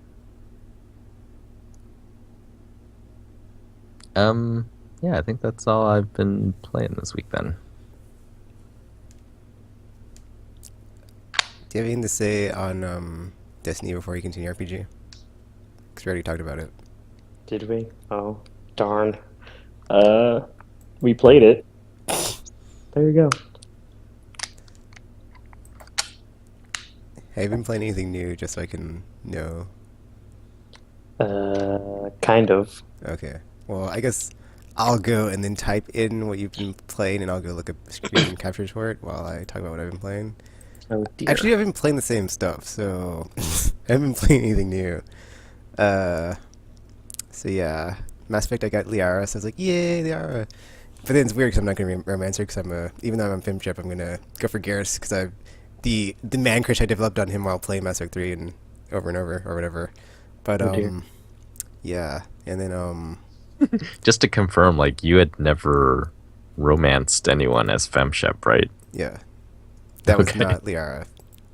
Yeah, me and Shotoko had that discussion about, DNA receptacle, whatnot, whatever. But I was like, FemShep's not, or any female character I am from until the end of time is never going to be a DNA receptacle for some dude. Thinking Garrus was all awesome and stuff, and we had that, we had such awesome adventures. So it's like he earned it. Oh my. But Mass Effect, yeah, still good. And Good Renegade continues to do good, even though she's evil. Uh, or I guess just bad. Well, I guess evil is not what that means if you're a renegade, but just sometimes you do bad things. Like I totally lied to the reporter lady because I was all I planned your bug even though I didn't. So give me my credits and my I armor lied to her gel too. and and yeah, let's do this. I was like Uh, Renegade all throughout those first two, but now I like have to be Paragon in this one, which is weird. oh, you don't I don't have know how I to. feel about this. Well, I mean, I have to like recruit people. I can't just go around killing people and you know lying and stuff because then people are like, I don't want to fight your war with you because you're a jerk. So But then maybe if your renegade reputation gets big enough, then the Reapers will be like, "Oh crap, I don't want to fight that guy. He's crazy." if only it were that easy. I mean, I am still doing some Renegade stuff, but I'm just not doing like the overtly renegade stuff. Like that one mission where it's like you either get the weapons for that guy or kill the guy that's in their way thing. And I was like, okay, I'll just do the roundabout method. So I went through the trouble of getting the weapons for the guy and then having him give it to the other C-Sec guy and then having him leave them alone after all of that. And it's like, God, this is a lot more work. I should have just killed that guy. So I've been being relatively good in Mass Effect 3 in comparison. Let's see. Besides Mass Effect and Final Fantasy the Rhythm, which is still awesome, and I still haven't unlocked everything, but I'm getting close, so that's cool. I have like maybe 6 more characters unlocked. I don't know. There's not that many characters left. Um, so once I unlock all the characters, I'll just go throughout the stages and then get at least S rank on them, and then I'm at 80,000 Rhythmia, I think, or 70 to 80,000. So I'll see if it caps out at 99,000 finally. Uh, and it's funny because since I'm playing quest mode and you don't get to select your stages, I'm still coming across songs I haven't played through yet from since I've been going through the main mode where I usually will go through and play one at a time and just play them all until I'm done. But, yeah, that's pretty much. Oh, I played a bit of 2 uh, HD remaster, but that's because I forgot to charge my 3DS and it ran out of battery life, and I didn't want to charge it, or I didn't want to Wow. take it and then have it die on me at work. So I was like, whatever, I'll just take my PSP or my Vita with me. So I did that, and then yeah, but that's pretty What much can all I've I been do for playing. you? I can't hear you. So for you, what have you been playing? Oh, just same old stuff, Just preparing myself for my avalanche. It's coming soon. So there's that. I did finally go ahead and just beat Dark Souls 2. I had been I guess technically in the in-game stuff for a while, but I spent most of my time in it recently, just like helping people and being in that one covenant that helps that like invades other people when they get invaded kind of thing to help them out so they don't get murdered by black phantoms. So I was doing that for a while, and I was like, well, I guess this might as well, since Bloodborne's coming out soon, to go ahead and just beat it and everything, because I was still debating on whether or not I wanted to get the PS4 one or not, because the Mm. whole 6 player multiplayer thing kind of was like, I would love to do this, but it's like I already played the game, so I don't know if I should or not. And then it's like, so I've been kind of going back and forth with whether or not I'm going to do it or not, even though I kind of want to. But it's like the week right after Bloodborne comes out, so I'm like, probably. It's like I don't know if that's a good idea, so I don't know what to do, but I want it for the extra content and stuff, but I know I probably shouldn't because I'm already going to have so many other things to be playing anyway. And it's like, should I not? So I don't know. Maybe. I don't know. Maybe. So we'll see how that goes once I guess it gets closer to the release date for it. But I went ahead and I finished off the giant memory thingies where we like invade past battles from the memories of those giant guys and stuff. And then I got their souls and I killed the final boss, who was surprisingly easy, all things considered. So that is done now, and you have to like you have to like manually start your new game plus. It doesn't like auto start like the previous games did, so you actually have to go to the thing and then tell it that you want it, or go to the bonfire thing and tell it that you want to start your new game plus thingy. So I have not done that. I don't know if I will or not though, because it depends. I kind of like well, it wasn't accidental, but there's like places that I had already leveled up to New Game Plus versions of them, which means they're going to get New Game Plus Plus Plus did, and I don't know if I'm ready for that yet. So I don't want to like screw myself over, because because one place I think I did like up to 3 already. So if I start again, it's going to be like New Game Plus times 4, and that might not be doable. So we shall see. And especially since the last boss is that giant two-headed spider thingy with the laser beams. So gonna have to not do that there yet. So we shall see. We shall see how that goes. But yeah. I also picked up Transistor because it was free on PlayStation Plus, and I was like, hey, I could totally play this game now because other people have mentioned it, and I was like, I'm not going to buy this, but it's free now, so it's okay. So I picked it up and I started playing it, and I don't really know what's going on right now because there's like the lady with her talking sword, or I guess it's a sword. Is it a sword? It's like I a think it's a computer chip sword. attached to a hilt kind of thing. It's weird. So it's like a computer sword thing that talks. So we have that, and I've been making my way through and killing stuff and leveling up and everything. And I like the thing where you can like combine your upgrades, or combine your like attacks and stuff with each other to kind of like make different versions of them. Like if you choose like the spark upgrade or something, and then you like attach it to like the little dash thing, it'll like make the bombs come out of your dash whenever you dash past things and stuff. So it's like it's kind of cool that they have stuff like that. And then there's also that whole turn system that they use. So it's kind of like it can be semi-turn based but not, and everything. So that's kind of fun. So I'm currently stuck on, I guess, the first major boss, because I mean there were other like kind of bosses, but like she goes through like multiple phases or something each time you deplete her health, and then there's like more enemies and stuff that spawn with her. So it's kind of like, yeah, I don't know. I since there's no way to like heal in this game, it's kind of a battle of what was the word I'm looking for? Attrition. Yes, that one. It's like, so I'm not completely sure what to do yet, but I will beat her eventually, I guess, maybe. So we shall see how that goes. Oh yeah, I saw you streaming that one game RPG. It was all in Japanese though. Which one? Oh, you're talking about God Eater 2. I Yeah. was like, what are you talking about? Yeah. Because like your thing said you're playing Walking Dead. I was like, this is Walking Dead. It did? I changed the Or like broadcasting thing. or Why when did you you do tweeted that? it out, it was all like Walking with the Dead again. So I was like, what? And I clicked on it. I was Weird. like, what is this? It should not have It's said not, that, this because isn't in English. I changed it in the broadcasting when it came up, but there must be some kind of glitch or something with that function or something, because I changed it, and when I shared it, it said something different, and it was like, haha, JK on that, apparently, because I was not playing The Walking Dead. So there you go. But yes, it was in Japanese, and I did not know what was going on, so I was kind of winging it, and yeah, that happened because yeah, I don't know Japanese, so. But I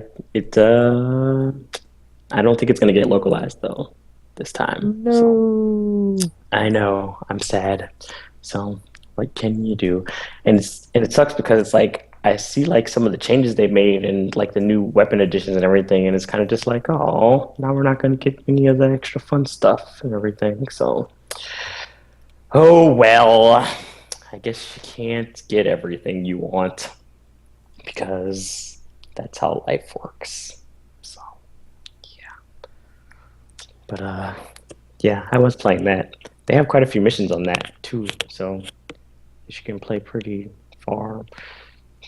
I was kind of just talking to everybody to try to get the story to go along because I didn't even know if there was like ways to trigger stuff or anything. So, yeah, that happened.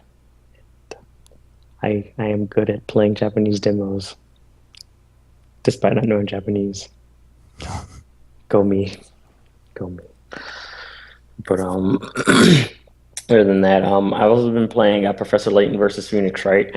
I just got to a new chapter now, and we're like in some other parts where they're trying to find the Great Witch, but they can't because she's a slippery slug thingy lady or something. They can't find her. They're like, I don't know where you are. She's like a slippery snake. So it's like, I don't know. They're still searching for her, and other stuff is going on, and stuff is happening, and there's a lot of things happening, but spoilers, so I can't really say much. But things and stuff and magic and trials and witches and stuff. But that's pretty much it, I think. Yeah, I think that's all I've been playing. Alrighty then. Just in your article, you said before that you had been playing Super Stardust Ultra, but we can skip over if you don't want to talk about it. Oh. Well, so first impressions are actually really poor for me on that one. Okay. It doesn't look as good as the PS3 version. And I didn't know this before I got it, but it wasn't made by Housemarque either. It was a different team, and they were just, I don't know, I guess they were hired to port it to PS4 and add a little bit of stuff. So they added a few things, like the planets in the PS3 version are just, they're very simple. There's not really anything on them.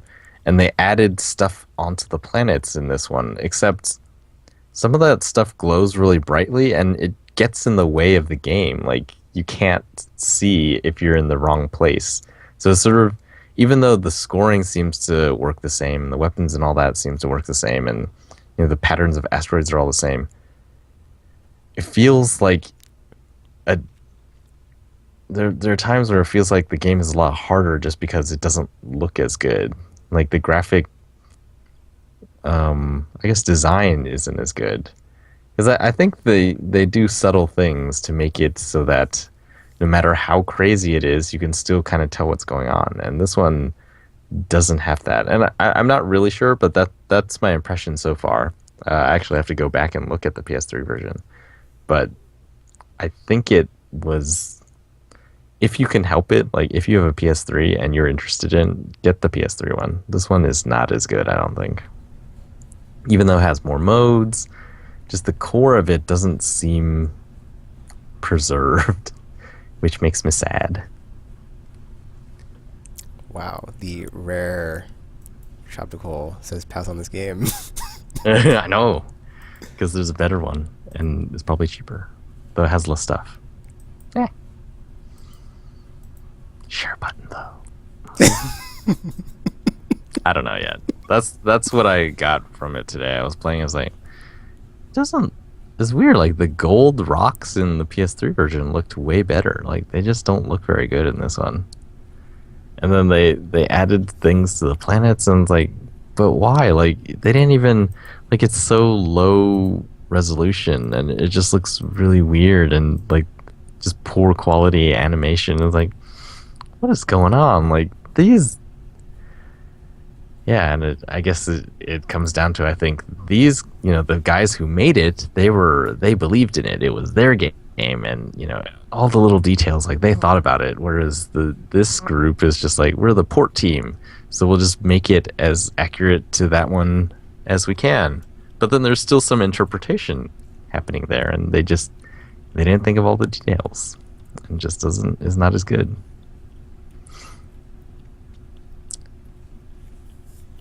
Yeah, very sad. So I wanted to continue last week's thing.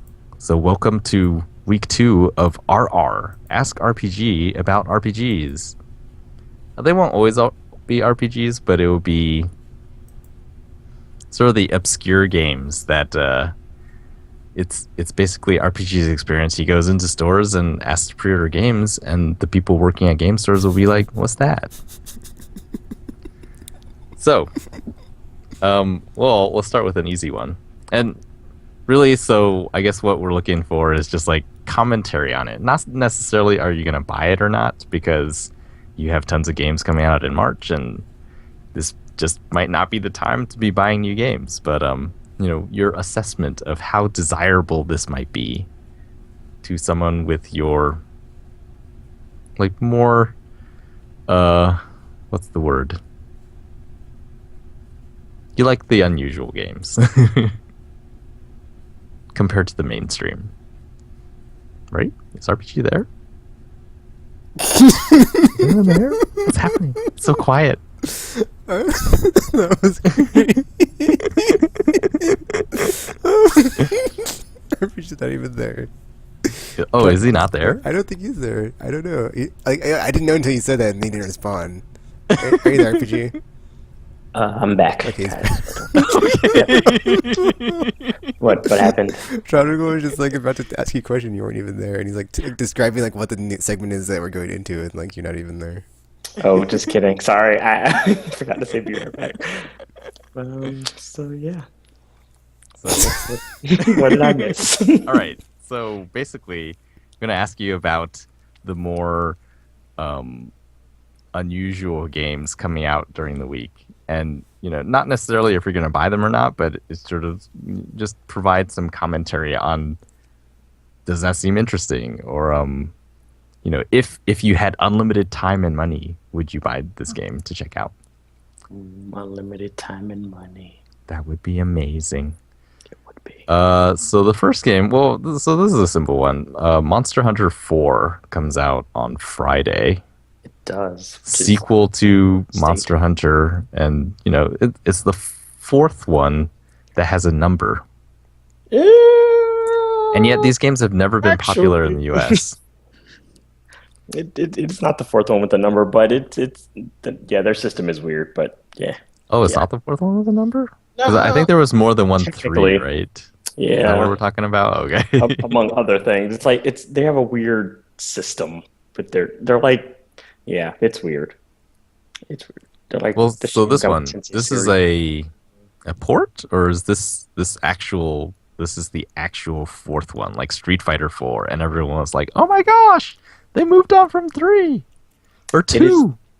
It is the actual fourth one, but it's technically a port for us, I think, or something. It's weird, I think.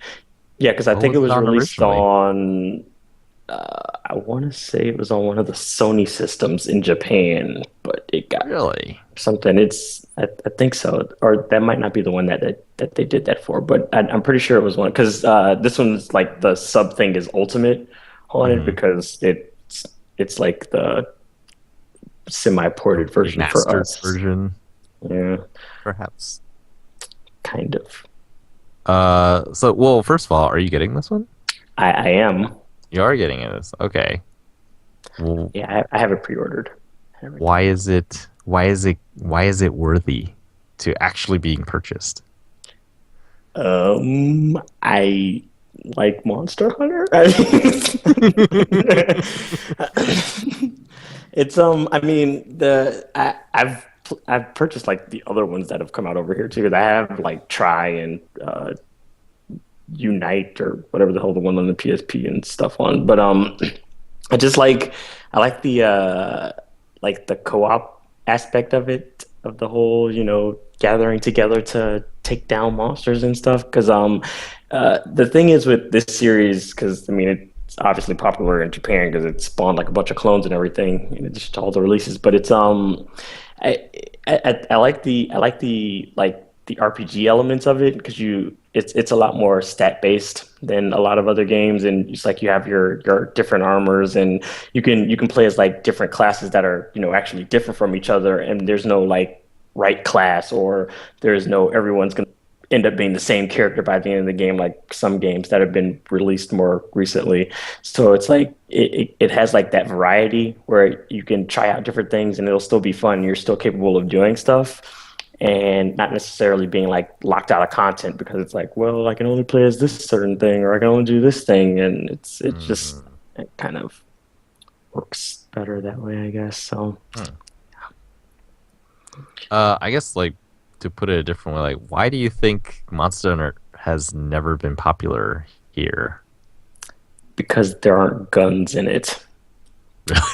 That's the reason I'm, you I'm think? pretty sure that's the biggest reason because it's not a first person shooter.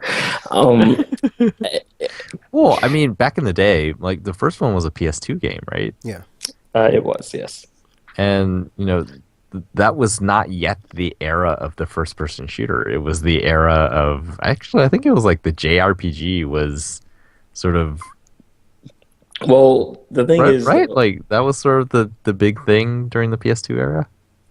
well, I mean, RPGs were bigger back then, but I think it's because it's a more action based RPG. It didn't get like the same attention as like some of the bigger named like turn based ones or like when Final, because I mean this is like during like the Final Fantasy period, so it kind of got overshadowed by other stuff and ended up being like a niche title here compared to like how it is in Japan.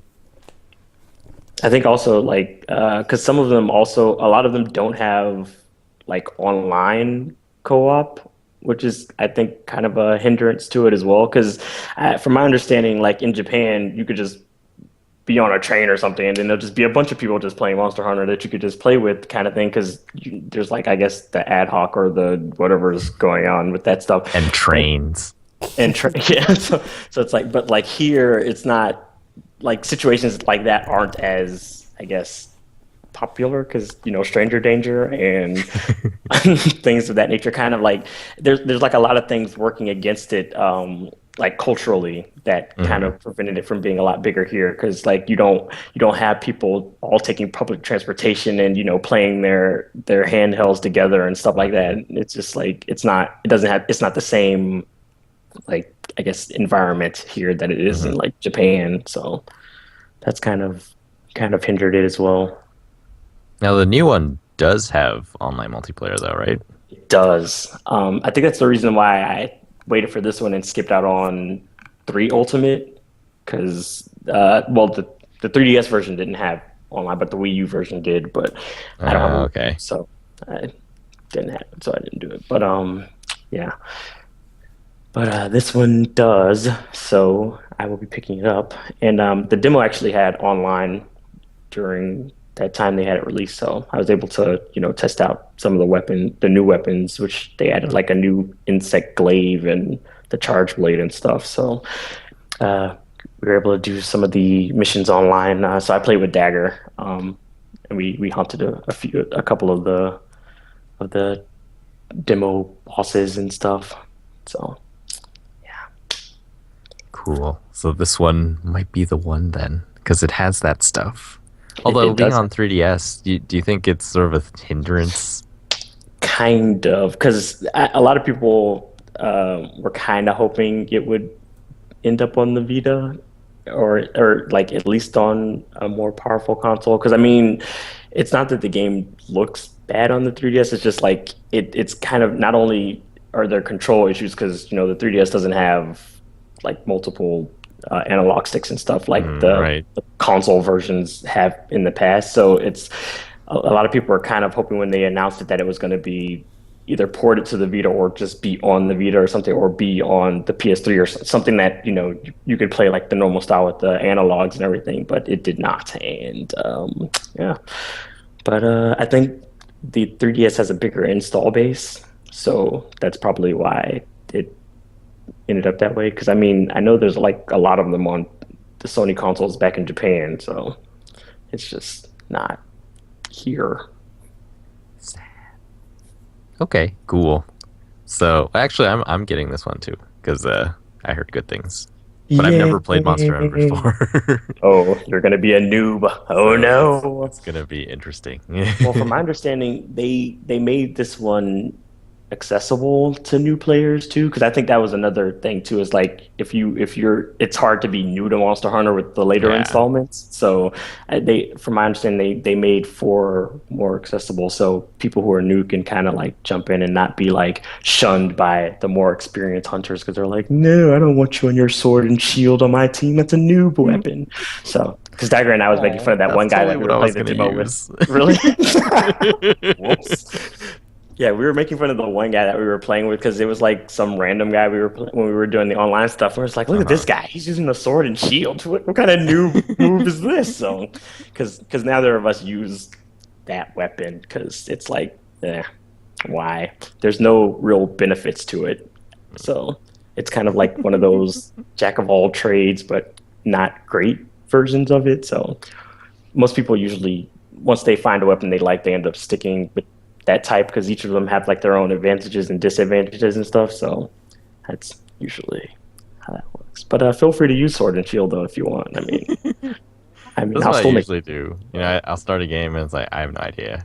Usually, the warrior class or whatever is the one that's sort of balanced, Yeah. and you don't really have to do anything special. So that's Well, yeah, that's it what it tends is, to be because just the sword yeah, and the sword and shield are they're it's a good beginner weapon, because it's like I mean the shield's more or less worthless against the bigger monsters, but it's like it gives you that kind of false sense of security. So it's there, so you can think it's helping you, but it probably won't do you much good until later. But I mean, they're easy to craft, and they're pretty easy to use. So I mean, hmm as a matter of fact, I think it's like the first weapon they give you when you start anyway. So it's usually like the easy like weapon to start with. But yeah, some of us already have our weapon types, what we'd like to use out. So we usually kind of gravitate towards those and go there. Because I tried out like the new weapons in the demo, and Dagger and I were talking about it, and we were like, yeah, these weapons, we could totally use the new weapons. But then we are like, yeah, we're probably just going to stick to the ones we've been using all the time. So it's like, but it's great to try them though. It was nice to try them. So yeah. All right. Well, I guess we'll hear more about that one in what you've been playing in the future, unless it's really bad for me. Well, yeah, let's hope not. This next game. So, okay, in this case, you have to assume that you would play a PC game, I and mean, this is a I weird play one. PC games now. I mean, don't usually do This it. is coming out on Steam on Friday. This is called War of the Human Tanks Alter. It's actually a sequel to I think it came out 2 years ago, War of the Human Tanks. Here it's described as a story-driven strategy game with gameplay reminiscent of Battleship and chess, featuring a story of war, loyalty, sacrifice, and human-shaped tanks. Apparently, these human-shaped tanks look like chibi anime girls. I am sold already. So that sounds interesting to you? Well, I mean, I like chess and I like Battleship, and I mean, human tanks. Come on, I mean, it can't not be awesome. So, I mean, the concept sounds like it would be interesting, because I mean, I like strategy games and stuff anyway, but I have not heard of this game, so that is news to me. I would have to look. I will look up like trailers or something, because now I'm kind of Yeah, interested in this. I think it's an indie game, but well, so that's the experience of liking these types of games, right? There doesn't tend to be a lot of promo material, Yeah. demos. I think the platform holders charge the publishers to put stuff on the store, so like demos aren't free for them. They're free for us, but they're not free for them. So they don't tend to do demos either, and so a lot of times you're just like you look at the back of the box, you see a few trailers, and then you decide if you want it or not. So that's I imagine sort of like what this is just now. I just read you the back of the box and described a little bit of what I'm looking at here as far as screenshots, and so that was something that sounds interesting to you. That's cool. I would totally play something like that. It sounds weird, and I am all about that. Well, I have no idea how much it's gonna be. It comes out on Friday. I saw War of the Human Tanks actually. Let me check it. That one is $5. The first game. Yeah. Apparently the second one is let's see. Well, it's the sequel, and but you control the forces that were the enemy in the first game. So I don't know if it's a retelling from the other side or if it's like a continuation, but now you've switched sides. Interesting. That might be what the alter part means then. Yeah, maybe. Hmm. Very interesting trailers. So yeah, that's on Steam and coming out. Oh, I guess the first one is on sale right now because the second one is coming Second one's out on coming out. Friday. So it's That usually makes sense. $10, but right now it's $5. So. Hmm. All right. That's those are the weird games that I could find this week, coming out this week anyway. Next week I think there's actually two, and I can't think of them off the top of my head.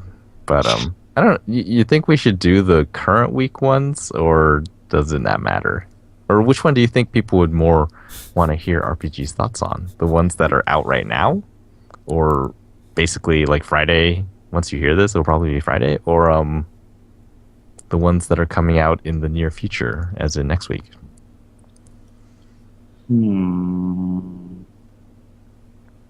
Maybe a little of both. Could do that. Well, this was the first RR segment. Ask RPG about RPGs. So let's see how it develops in the future. Yay. We now return to regularly scheduled ABZ. News, right? Yeah. News. We'll go into news. The only news for games that we found this week was Bethesda announced that they're going to have their own E3 conference this year. Or sorry, that sounds really strange. I just want to say They're having their own like press conference at E3. So they have joined the ranks of EA and Ubisoft in having their own little show. See, in to addition to me, the platform holders. it's like if Bethesda can do that every year, because usually like between like games for them is a pretty long time for like their major That's staple, true. like their whatchamacallit, their major franchises. So it's like I'll be interested to see if they like have this every year, because I'm not really the biggest fan. So Yeah, I mean, right now, if you think about who they bought id, so they own their properties. So they have a few more of them, like Wolfenstein, Doom. yeah, but even then, I guess. those games are usually in development for a while.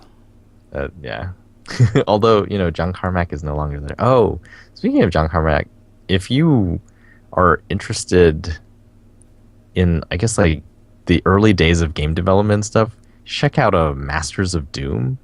It's like the story of how John Carmack and John Romero built the id empire and then how it sort of fell apart. Is it a book or a documentary? It's a book. Okay, I've heard about it. So I was like, okay. It was quite good. I read that thing last week and I was like, oh man, like the stories in here are very entertaining, because yeah, the 90s for PC development was just an insane time. And I think it ends before Doom 3 came out.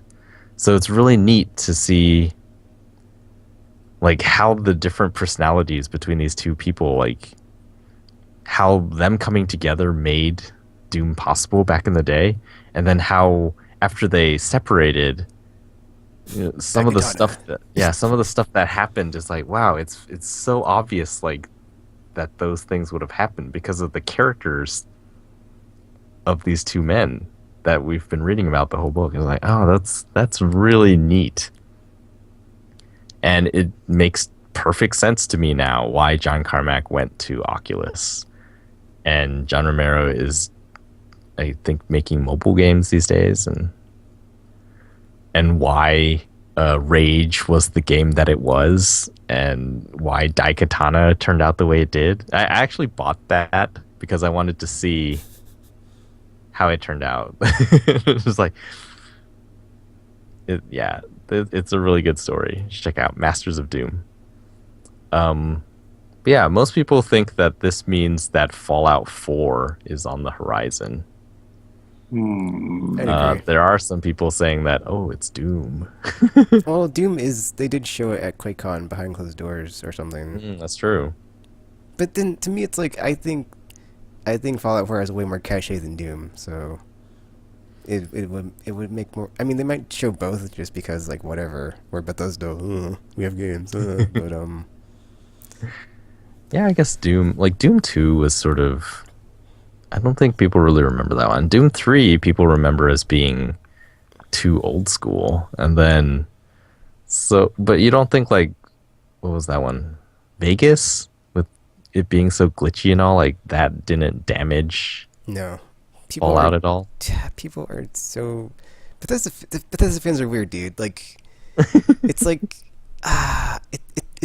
it's so weird to like listen to people that are fans of like Fallout and Elder Scrolls talk about the game because they never talk about the story. It's like what they did while they were Yeah, playing that's it. true. It's They like never talk- random crap. Yeah, it's that like their happens in the game. anecdotes of like what I was doing when I was playing the game. It's not like, oh, dude, the story in this world and these characters, blah blah blah blah. Here's what happened. It's like I was going down this path and then I encountered this monster and then I blah blah blah blah blah and just it's just like a railroad car of adventure after adventure after adventure of just this is what happened as opposed to, oh, dude, this linear story game world I'm going through, so amazing. So it's so weird to me. I have to agree with that. That's I've actually interesting. called out some people on that too when they've talked about it, and I was like, this does not really sound so much fun as it sounds like busy work in a game. And I don't know why you love this, but okay, I'll let you have your moment, I guess. So, Check them out someday. They take so much time. well, the Um, main stories wouldn't if you just played through them. They really don't. I've played 3 in Vegas and Elder Scrolls 4. Was that 4? Whichever one that came before Skyrim. Yeah, That one. Oblivion. Yeah, I did not like that game. Me neither. I've tried to get into Skyrim a few times, but I've never really gotten past See, the I think beginning. I'll just call Bethesda games like the Persona of JRPGs for me. I just can't get into them. I just can't do it. What? I'm just saying, dude. I'm just Did saying. you see the? I'm gonna ignore that. Oh, and actually, yeah. They're well. So I want to finish up with this. Like, why do you think they're doing this? You think it's because they have one big thing that they want to spend a lot of time on, or is it because they have a bunch of things that are ready to show? Not necessarily really close to shipping, but enough to show people this is what we're working on. I think it's the second. Please be excited for it. Because they like for sure we know Doom is really far along because just from what I heard about the summer, and then like clearly they've been working on Fallout. We've been hearing about it, like we just haven't seen it. So and like when they show their games, they always get like a response from their fans. So it's like and they're like a private or like they're like they have stockholders or whatever. They have to like their appease them. shareholders. They have to appease them. So it's like they clearly have to like show their game and then have people react to it and be like, oh, see, people, oh. So yeah. But now I'm like, what else do they have besides Fallout and Doom that would be like, oh, that's so awesome. So I'm looking up. Well, you think Elder Scrolls could possibly be also? Well, the thing is, Elder Scrolls Online is like coming to PS4 and Xbox One soonish, so they might show something with that too. Yeah, they'll probably show that. Wolfenstein was theirs. Dishonored, maybe another Dishonored. I guess that could work because I mean most people liked that game anyway. Yeah. So that could be a thing. Oh yeah, Dishonored 2. Actually, there were rumors of that, so that too. Evil Within, probably not. Oh, maybe Prey 2. I mean, that sort of disappeared after Dude, if Prey 2 pretty is awesome like for showing. reals, I'll be like, yay, they have a game I can get excited for because I played Dishonored and it's okay. I mean, whatever. I don't agree with all the praise it gets. I mean, I'm not gonna say it's bad, but it kind of tends. I would say it swings to the overrated side just a bit. Don't believe the hype. It's not a bad game. It's just not as good as people say. Yeah, I wonder. Well, who made Dishonored? Maybe we look at, or I guess it was just Bethesda Softworks. Okay, yeah. So it sounds like The Dishonored was possibly. developed by Arcane Studios. Oh, that's right. Well, so the rumor before was that they were the ones making Prey 2 now. That'd be So cool. maybe Prey 2. I think that's everything. Is like everything in their wheelhouse, not counting their id stuff, is all fantasy, and I'm kind of so done with fantasy lately. It's like, oh, But Well, that's all Western developers are into now. That's all they're into. arguably only thing since the beginning. They're only into shooters right now because of the money. Yeah. Then there's that. Yeah, speaking of Persona, they released the first like gameplay footage of Persona 5 and it looks so good. I am so Oh my excited gosh, for this like game. It's not even funny. before I just had no expectation. And then I mean, I expected the game would be good, but I had no expectations for what it would look like. And then after seeing like just everything in the presentation is just very exciting. The menus even. I was watching the trailer with the menus. I was like, wow, those menus look so good. Because they even have like the little characters shifting in the background to different Yeah. like, and stuff when you're doing stuff. So I was like, oh my gosh, this game is gonna be awesome. It's like I'm excited. I am so Gameplay excited. wise, I think you were saying that it's sort of like the Catherine art style. It seems like they're using the same engine, possibly, because I mean, it was the same team that worked on Catherine, but so I mean, it's possible that it is the same engine, but because I know it's going to be on the PS3, so it's possible that they are using that. But it looks like the art style looks very similar to how Yeah. Catherine was done. So, Like I think Vincent was in the trailer, right? Behind bars. he was not. He. Oh, that wasn't that was Vincent? that was the main character of the. Oh, the game. really? Okay. Yeah. Man, they look They very similar. just look very similar. Yeah, it looks amazing. The 3D render parts. But those menus, man. I'm all about those menus. It's like, Those are some oh my great gosh. menus. Because I thought it looked like it was it looked like the other parts of sort of like the traditional animation parts of the trailer, but then it was like, oh wait, that's the menu. It's like, oh, it looks so good. I'm like excited about the dungeon exploration though, because it looks like it's going to be a lot more dynamic this time around. So excited about that and the whole heist theme and everything. It's like, oh my gosh, it's gonna be awesome. So I don't know. I'm excited.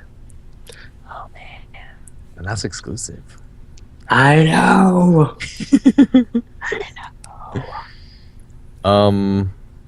So yeah, I guess that's the game news that was from this week. The other big news, and this was crazy. Apparently, Sony and Marvel came to an agreement, and Spider-Man is going to be part of the Marvel Cinematic Universe, even though Sony is going to retain the rights to Spider-Man movies. The initial plans call for Spider-Man to appear in one of the upcoming Marvel movies, and then yeah, that's what everyone's saying. It's going to be Captain America 3, and then Spider-Man will have his own movie in July of 2017. And there is the possibility that Marvel characters will appear in that movie. Oh, which one now? The standalone Spider-Man movie. Ew. So we know that Amazing Spider-Man 3 isn't happening. They're replacing Spider-Man with a new actor. Again. oh, they confirmed this. Yeah, they confirmed that and so they haven't confirmed that they're going to do an origin story or something like that, but they have confirmed that they're switching actors and they want to go back. So like all of the movie Spider-Mans have ended up in college or like past college. The Tobey Maguire one, like he was graduated from college, and I think Amazing Spider-Man 2 they were in college. But yeah, they want to bring it back for like a younger Spider-Man, back, the high school student Spider-Man. I'm so sick of like young Spider-Man, whatever. So yeah, I think it would suck if they did another origin one. I hope Like they that'd don't. just be dumb. Because at Well, this point, everybody they already knows can't it. because it would happen afterwards. I don't know. But yeah, this is the real deal. There was a rumor, and now it is true. More details included things like apparently Marvel paid nothing to get this deal. All fairness, it is their character, so Yeah, but they had offered a lot of money before to buy the rights back, but since they are paying nothing, it's just like they're sort of borrowing it basically for the movies. And it's really cool. Like well, I think, does anyone not think this is cool? Like, this is a cool deal going down. Does anybody not think this is cool? But it's really neat. I think it boosts. Do you remember back in the day when like Thor, the first Thor movie came out, and when Captain America first came out? Nobody really thought highly of those movies. They were just like, whatever. And then, but I think after Avengers came out, people started going back to watch those movies and started, it made them better somehow because now it's all this like, it's this continuum. You just have to watch all of them.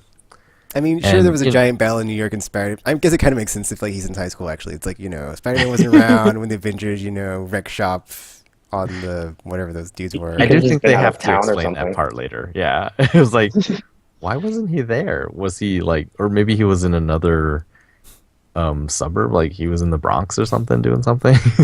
Although it would have been hard to miss that though. Spider-Man was busy. It's like, does Spider-Man just not go off or something? That doesn't work. It's like, I'm pretty sure New York City's getting like totaled right now. I feel like I should be doing something. Yeah, it's cool. I got the science project to do. It's fine. But yeah, like this helps the Spider-Man movie franchise so much. That's what because now it's just everyone feels like you feel like you have to watch all of them. Once you fall in love with one of them, then it's like I want to see all of them. I don't really care. And so, now that Spider-Man is a part of that, people, like what Tekken was saying, like you were not excited for any of the Amazing Spider-Man movies, but now that it's part of the MCU, it's like, oh my gosh, I must see what Spider-Man's Lone Adventures are going to be like.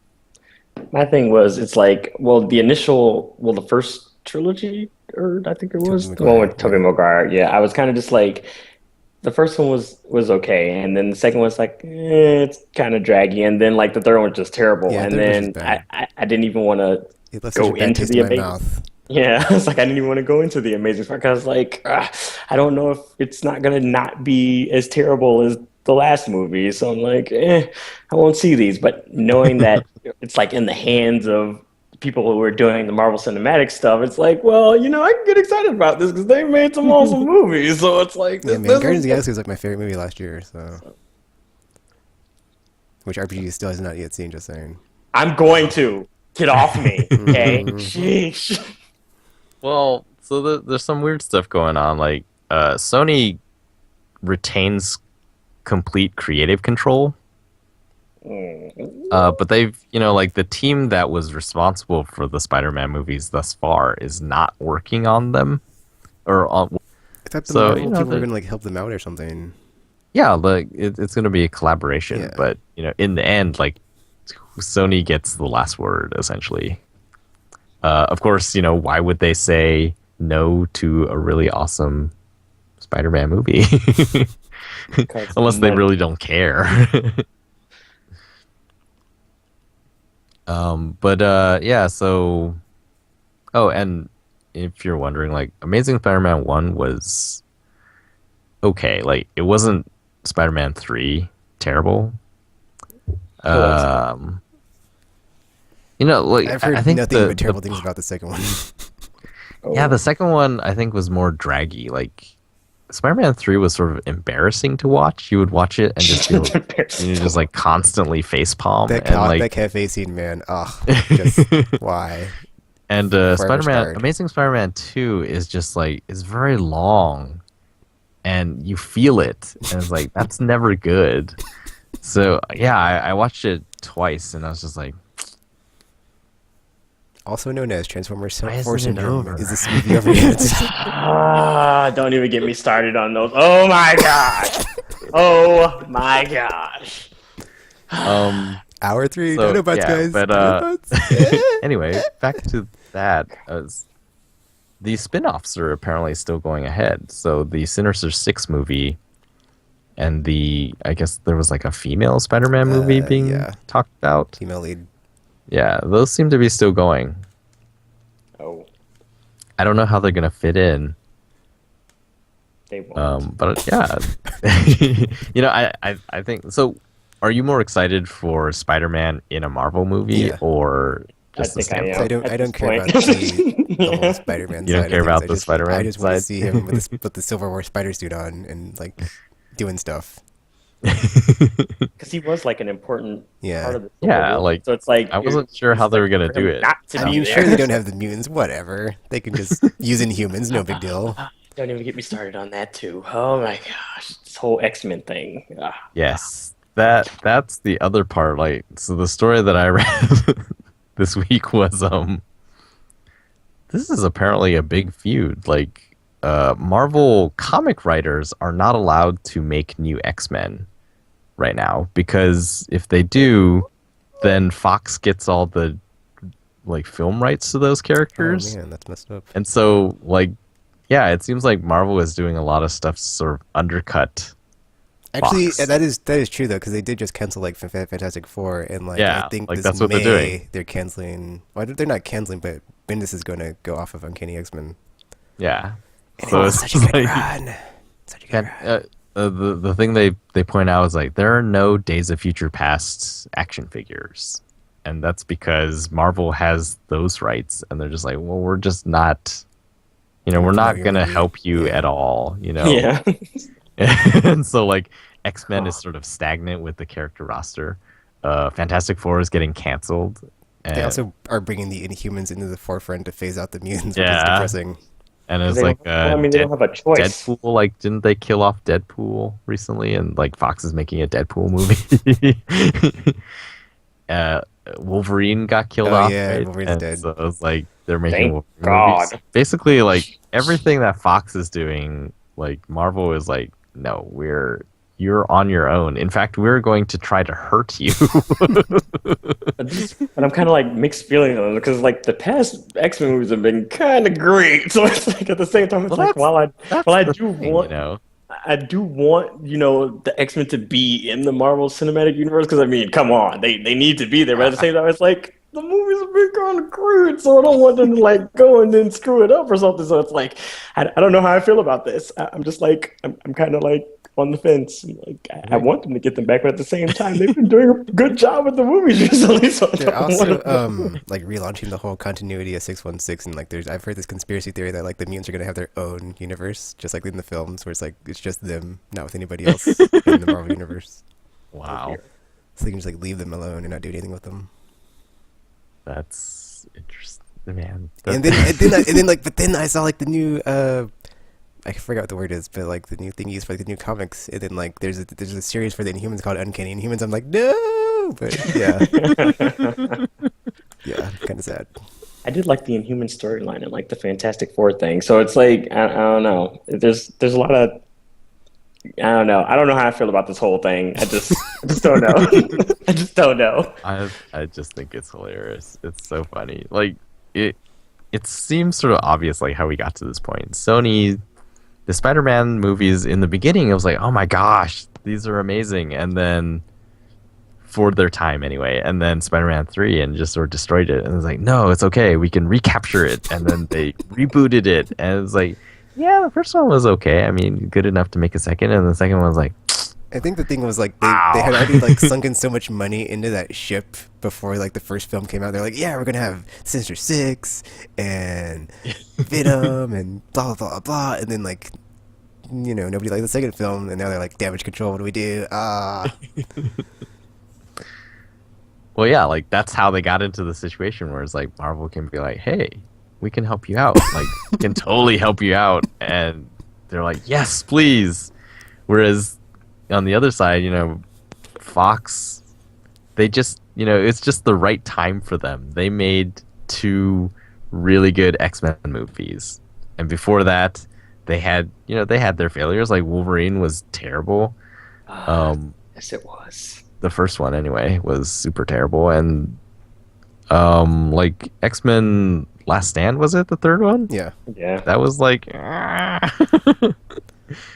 but they brought it back, and now they're in a position of power, really, and it's just like, why would we want to join the Marvel Cinematic Universe when we can just make our own money? And yeah, so Marvel's just like, fine.